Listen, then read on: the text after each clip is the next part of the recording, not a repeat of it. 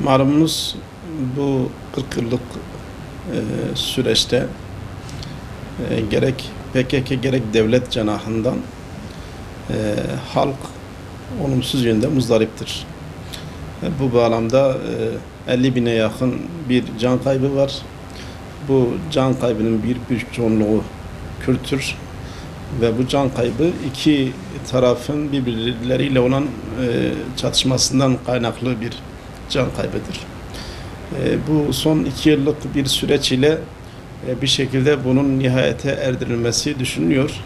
Ama işin garibi şu ki bir şekilde bu can kaybına müsebbip olan iki tarafın bir şekilde masalar ardınca görüşmenin şeffaf olmaması, halktan gizlenmesi ve başka muhatapların olmamasından kaynaklı şu an bir sıkıntı yaşamaktadır.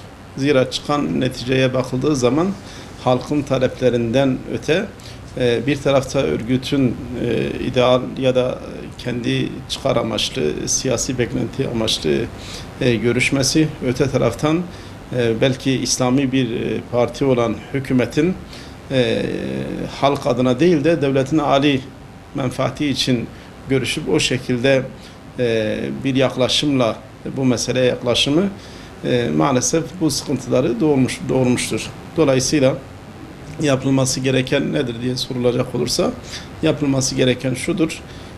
Bu bağlamda şeffaf olması lazımdır. Süreç halk tarafından desteklenmiştir.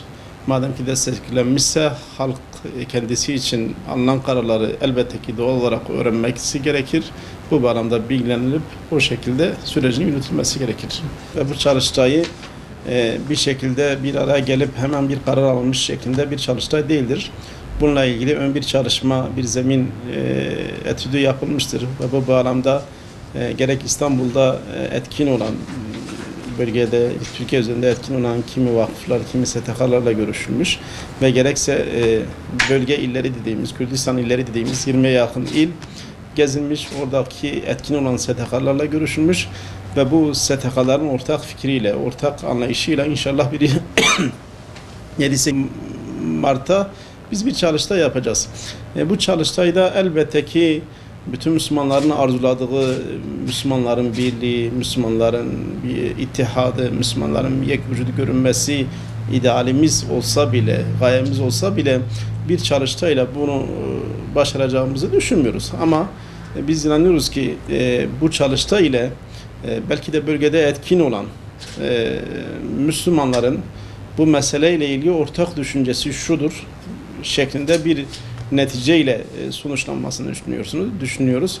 Ama 7-8 Mart'ta yapmayı düşündüğümüz çalıştay 400'e yakın farklı STK'nın katılımı ve birleşimleriyle beraber belki binleri bulan STK kanaat önderi etkin şahsiyetlerin desteğiyle olacak olan bir çalıştaydır ve kanımca halkın da değer vereceği, belki de hükümetin de artık bir şekilde mecburen görmek isteyeceği, görmek durumunda kalacağı bir ortam olacaktır.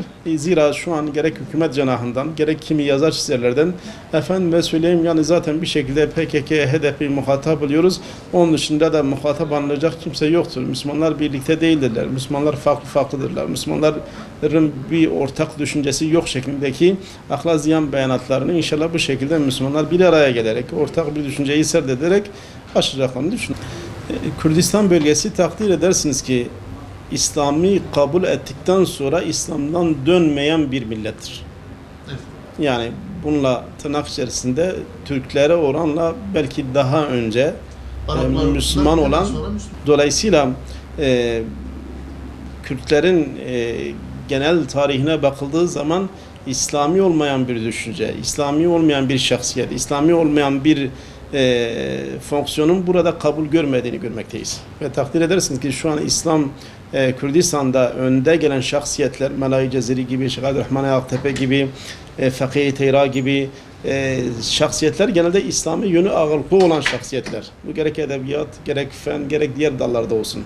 Dolayısıyla burada İslami olmayan ya da bu halkın düşüncelerine, bu halkın örfüne, adetine göre tırnak içerisinde bu halkın örfü, adeti de İslam'a göre şekillenmiş bir örf ve adettir.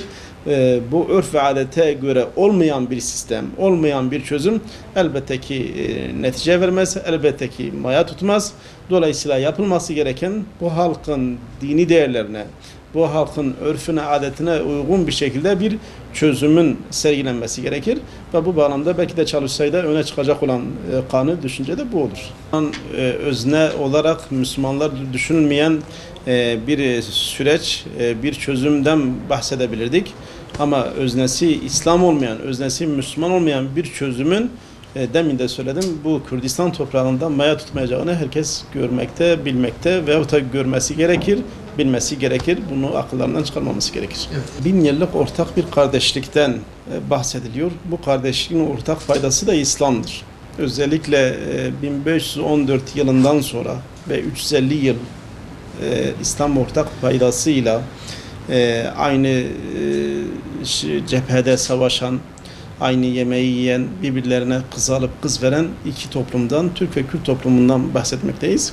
Ama demin siz de dile getirdiniz. Özellikle 1950'li yıllardan sonra özellikle İttihat Terakki uğramaları, Jön Türkler ve benzeri milliyetçilik akımlarıyla maalesef Kürtlere ihanet edilmiş ve bu ihanetin neticesi olarak Cumhuriyet'in ilanından sonra bunu gören kimi alimler, Şeyh Said rahmetullahi aleyh başta olmak üzere, Üstad Bediüzzaman başta olmak üzere bunu görüp o şekilde halkı bilinçlendirme adına, belki de o 1000 yıllık İslam kardeşliğinin sürdürülmesi adına bu bağlamda kıyamlar yapmışlardır. Geldiğimiz sürece baktığımız zaman maalesef şu an sanki tarihten ders alınmamış, ibret alınmamışçasına aynı hatalar tekerrür etmektedir. Yani tarihten ibret alınsa hatalar tekerrür edilmez. Yani 80-90 yıllık bir Kemalizmin yapmış olduğu tahribattan bahsedeceksiniz. Yapmış olduğu zulümden bahsedeceksiniz. Medreseler kapatılmış, tek parti zihniyeti altında yüzlerce binlerce alimimiz dar ağacında sallandırılmış, medreseler kapatılmış, camiler ahırlara çevrilmiş, 3 milyona yakın insan tehcir edilmiş, sürgün edilmiş. Böylesi bir zulmü kabul edeceksiniz. Kimi yerlerde Dersim'den ya da Fırat'ın batısından devlet adına özür dileyeceksiniz. Ve şu an belki de Kemalizmin farklı bir versiyonu olan Kürt versiyonu olan Kemalizmi siz bu millete dayattırmaya çalışacaksınız. Yani bu sözüm hem devlet cenahına hem HDP PKK cenahına. Dolayısıyla denenmiş, bir daha denenmesine gerek yoktur. Bu tutmayacaktır. Çünkü halk özellikle İslami duyarlılığa sahiptir, İslami düşünceye sahiptir ve sahaya yansımaları olarak, yani 90'lı yılların kirli algısına rağmen, onca saldırılarına rağmen, gerek paralel, gerek derin devlet, gerek Ergenekon ve citemvari yapılanmalar, gerekse PKK, HDP'nin saldırılarına rağmen şu an sahada olan İslami adına Hizbullah camiasının hakikaten halk tarafından taban bulduğunu, sevildiğini görmekteyiz. Yani siyasi parti olarak belki de bölgede 3 parti vardır. Yani AK Parti, HDP, Hüdapar, ama sahada etkin güç olarak da PKK ile Hizbullah camiası vardır. Dolayısıyla halkın özellikle son yıllarda Hizbullah'ın üzerindeki o kirli algılar ortadan kalktıktan sonra, özellikle o iftiraları halk gördükten sonra halkın kaydığını gören kimi devletler, başta ABD ve diğer emperyalist güçler İslami bir Kürdistan, İslami bir Kürt'ten öte Marksist-Leninist düşünceye sahip, yani tırnak içerisinde kendi düşüncelerini burada yayabilecek, İslam'a engel olabilecek bir PKK, HDP'ye sahip çıkmaları, onu ön plana çıkarmaları ve bir şekilde şu an meşrulaştırmaya çalışmaları elbette ki bunun en doğal örneğidir. Hakikaten Kürt milleti halis bir millettir, mütevazi bir millettir. İslam'a sarıldığı zaman canı gönülden sarılıyor. Yani bunu Selahaddin Eyyubi örneğinde görmekteyiz. Ve bu Kürt milletinde herhangi bir taassubane bir yaklaşım yok. Yani etnisiteyi ön plana çıkarma, fikirsel, mezhepsel düşüncesini ön çıkarma anlayışı yok. Ve dolayısıyla ben inanıyorum ki eğer Kürdistan'da oluşacak olan bir İslami düşünce, Kürdistan'da oluşacak olan bir ittihad, bir birlik Türkiye'yi etkileyecek, Türkiye'deki İslami camiaları etkileyecek. Şu an bizim ziyaretlerimizde biz bunu görüyoruz. Kendileri itiraf ediyorlar. Bölgedeki ağırlıklı olarak Müslümanlar camiasının ya da Hizbullah camiasının o dinamizmi, o bakışı, o duruşu, o istikrarı, o gidişatı bizi etkilemekte ve dolayısıyla bize ivme kazanmakta. Ben inanıyorum ki yakın zamanda Türkiye bir ivme kazanacak ittihat noktasında ve bu ivme kazanan bu dinamizm inşallah şu an kan coğrafyasına bürünmüş, gözyaşıyla, kanla anılan Orta Doğu coğrafyasına bir ittihat algısı empoze edecek ve inşallah birleşmelerine, aralardaki husumeti sona erdirmesine vesile olacak ve o çok düşündüğümüz, çok arzuladığımız ve her fırsatta zikrettiğimiz Müslümanların birliği, ittihadı gerçekleşecek. Böyle bir gerçekleşme, böyle bir hakikat gerçekleşme durumunda o zaman buradan nemalanan, Orta Doğu coğrafyasından nemalanan emperyalist devletler burayı terk etmek zorunda kalacaklar. Buraların zenginliğinden mahrum kalacaklar.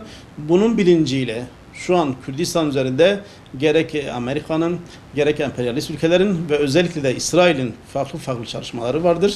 Yani ilginçtir. Daha önce terörist gördükleri, daha önce bir şekilde dışladıkları PYD, PKK gibi kendilerinin tabiri caizse sopalar olacak, kendilerinin sesi olacak, kendilerinin buradaki temsilci olacak insanlar görüyorlar.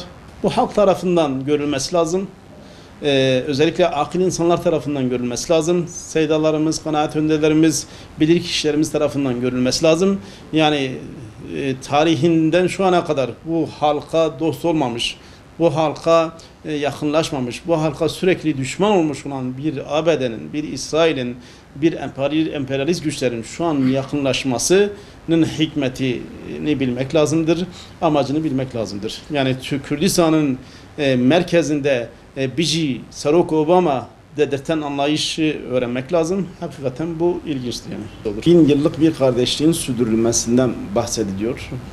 Dolayısıyla bu 1000 yıllık kardeşliğin sürdürülmesi için ortak değer vermek gerekir. Nasıl ki geçen günlerde Süleyman Şah ile ilgili bir operasyon olmuştu. Yani saygımız sonsuz. Allah bir gani rahmet etsin. Ama aynı hürmeti biz niye bir Kürt zata özellikle milyonların sevdiği, milyonların takdir ettiği ya da Türklerin de içinde yoğunlukla bulunduğu bir Üstad Bediüzzaman'a, bir Şeyh Said'e sergilemiyoruz. Yani şu an manzaraları bile belli değil. Yani siz kalkıp Türk olduğu için mi Ankara'da İskilipli Atıf Hoca'yı mazar yerini belli edeceksiniz? Ama Kürt olduğundan dolayı mı Şeyh Said'in mazar yerini belli etmeyeceksiniz? Aile itibarını vermeyeceksiniz. Muritlerin üzerinde Fatiha okumalarına engel olacaksınız. Bu bir çelişkidir. Bunun ortadan kaldırılması lazım. Bizim halkından özür dileyeceksiniz. Ama aynı şekilde devlet tarafından zulmedilmiş, binlercesi şehit verilmiş Zilan halkından Kürt ve Müslüman olduğu için mi özür dilemeyeceksiniz? Dolayısıyla bu halkın beklentisi budur. Bu ayrılıkların ortadan kalkmasıdır. Kardeşsek eşit bir şekilde adilane bir kardeşlik söz konusu olması lazımdır. Veyahut da et tırnak meselesi sürekli bizi tırnak gösterip kendilerini et cenahında göstereceklerse böyle bir kardeşliğin ne kadar kabul göreceğini herkes bilmektedir. Dolayısıyla hem Şeyh Said başta olmak üzere Üstad Bediüzzaman'a iade itibarların verilmesi lazımdır. Elbette ki itibarlar halk tarafında vardır ama olsa bile devlet adına bir temsiliyet olması noktasında bu iade itibarların verilmesi lazımdır. Üstad Bediüzzaman'ın eserleri şu an farklı yurt dışındaki üniversitelerde eğer okunuyorsa Türkiye üniversitelerinde bunun okunması lazımdır. Yine aynı şekilde bizim bölgemizde özellikle bu halkın dindar kalmasına sebep olan, bu halkın dilini ve dinini bir şekilde günümüze aktarmasına sebep olan medreselere asli fonksiyonların kazanılması lazımdır. Bu bağlamda medreselere denklik verilmesi lazımdır.